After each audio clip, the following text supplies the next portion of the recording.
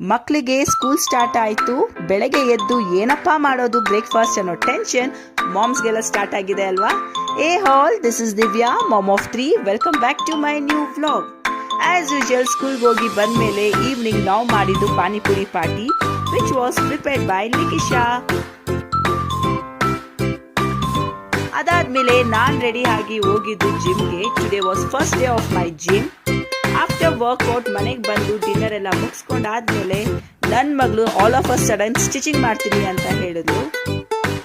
ಅವಳಿಗಂತೂ ABCDನೂ ಗೊತ್ತಿಲ್ಲ ಸ್ಟಿಚಿಂಗ್ ಬಗ್ಗೆ. ಸೊ ನನಗೆ ಗೊತ್ತಿರೋಷ್ಟೆಲ್ಲ ಸ್ವಲ್ಪ ಅವಳಿಗೆ ಟೀಚ್ ಮಾಡಿ ಈ ತರ ಸ್ಟಿಚ್ ಮಾಡಬೇಕು ಅಂತ ಇಲ್ಲಿ ತೋರಿಸ್ಕೊಡ್ತಾ ಇದ್ದೀನಿ. ಲೇಟರ್ ಅವಳು ಸ್ಟಾರ್ಟ್ ಮಾಡಿದ್ಲು ಸ್ಟಿಚ್ ಮಾಡಕ್ಕೆ.